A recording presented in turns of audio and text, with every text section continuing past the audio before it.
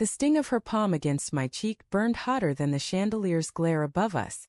200 pairs of eyes froze, champagne flutes hovering mid-sip, as the sharp crack of the slap echoed through the ballroom. My ears rang, not from the sound, but from the sudden silence that followed. Forks stilled, murmurs died, and the string quartet's bows hung limp. I stood there, my face throbbing, her handprint a ghost of heat on my skin, while she stared at me, eyes wild with something I couldn't name. Rage, fear, regret?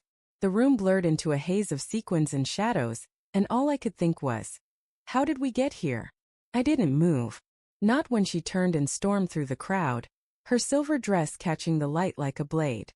Not when the whispers started, soft at first, then buzzing like flies over a corpse. My fingers twitched toward my cheek, but I forced them down, gripping the edge of my tuxedo jacket instead. The fabric was damp under my palms. I wanted to scream, to chase her, to demand answers. But I just stood there, rooted, the weight of every stare pinning me like a specimen under glass. I'd spent months planning this night, our engagement party, our moment, and now it was unraveling thread by thread, in front of everyone we knew. The memory of her laughter from earlier that evening clawed at me. We'd danced under those same chandeliers, her head tilted back, her breath warm against my neck as she whispered, "We're going to be so happy." I'd believed her. God, I believed her. But now as I replayed the night, I saw the cracks I'd ignored, her distracted glances, the way her smile faltered when she thought I wasn't looking, the cryptic text she deleted when I leaned over her shoulder. "Just work," she'd said, brushing it off with a laugh. I'd let it go because I trusted her. Because I loved her. The ballroom was suffocating. I slipped through the crowd, avoiding the pitying glances and half-hearted reassurances. "She's just stressed. Give her time." My shoes clicked against the marble floor, each step heavier than the last, until I reached the balcony. The night air was sharp, slicing through my jacket. Below, the city hummed, oblivious.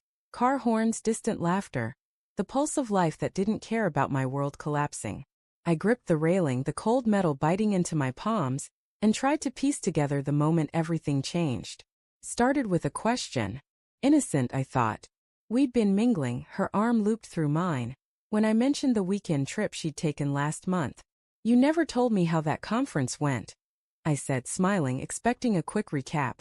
Her face stiffened just for a second before she laughed it off. "Oh, boring panels, bad coffee." But her eyes darted to the side, and her grip on my arm tightened. I should have pressed her then, but I didn't. I let the moment slip, chalking it up to nerves.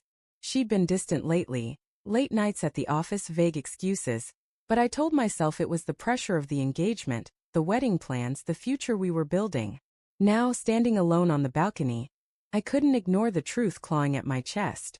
The conference. The late nights. The locked phone she never used to hide. My breath hitched as I pulled out my own phone, scrolling through our texts. Her messages were short, clipped, nothing like the novels she used to send, full of emojis and inside jokes. I opened her contact, my thumb hovering over the call button. What would I even say?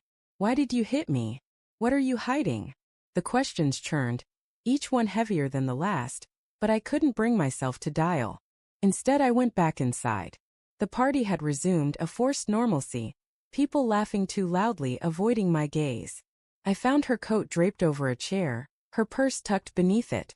My hands moved before my brain caught up, unzipping the bag, fishing out her phone. The screen lit up, password protected. I typed her birthday. Nothing. Our anniversary. Nothing. My fingers trembled as I tried random numbers, guilt and desperation twisting in my gut. This wasn't me. I wasn't the guy who snooped, but I wasn't the guy who got slapped in front of everyone he knew either. I slipped the phone back, my heart pounding like I'd run a marathon. I needed air again, but before I could move, her best friend, Claire, appeared, her face tight with concern. "You okay?" she asked, her voice low, like she was afraid of the answer. I nodded, but the lie tasted bitter. "What happened, Claire?" I asked, my voice cracking. She hesitated, her eyes flicking to the floor. "She's going through something. Just talk to her." Her words were careful, but they carried weight, like she knew more than she was saying. I wanted to push, to demand the truth, but she was already backing away, swallowed by the crowd. I found her in the hallway, leaning against the wall, her arms crossed, her face streaked with mascara. She didn't look at me as I approached, but her body tensed like she was bracing for a fight. "What was that, Elise?" My voice was low, barely controlled. She didn't answer, just stared at the floor, her breath uneven. "Talk to me," I said, stepping closer. "You don't get to do that and walk away." Her eyes snapped up, blazing. "You don't get it, do you?" Her voice was sharp, jagged. "You're so busy planning our perfect little life, you don't even see me." I flinched, her words cutting deeper than the slap. "What are you talking about?" "I see you. I've always seen you." But even as I said it, doubt crept in. Had I? Or had I been too caught up in the idea of us to notice the distance growing between us? She laughed, a brittle sound. "You didn't see the messages, did you?" My stomach dropped. "What messages?" I asked, but I already knew. The late nights, the locked phone, the conference she never talked about. She shook her head, tears spilling over. "I didn't mean for it to happen," she whispered. "It was a mistake. A stupid, stupid mistake." The world tilted. I grabbed the wall to steady myself, her words sinking in like poison. "Who?" I managed, my voice barely audible. She didn't answer, but her silence was enough. I saw it all, the stolen moments, the lies, the other man she'd let into the space that was supposed to be ours. I wanted to yell, to break something, but all I could do was stand there, my heart splintering. I don't remember leaving the hotel. I don't remember packing my suitcase or slipping out the back door. But I remember the quiet of our apartment, the way her perfume still lingered on the pillows. I remember sitting on the edge of our bed, staring at the engagement ring I'd left on her nightstand, its diamond catching the moonlight. I didn't leave a note. I didn't need to. The silence said enough. By morning I was gone, my phone off, my car pointed toward nowhere.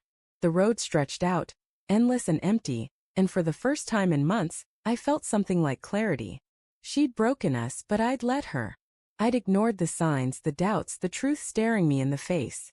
And as the miles blurred past, I realized the hardest truth of all. I wasn't running from her.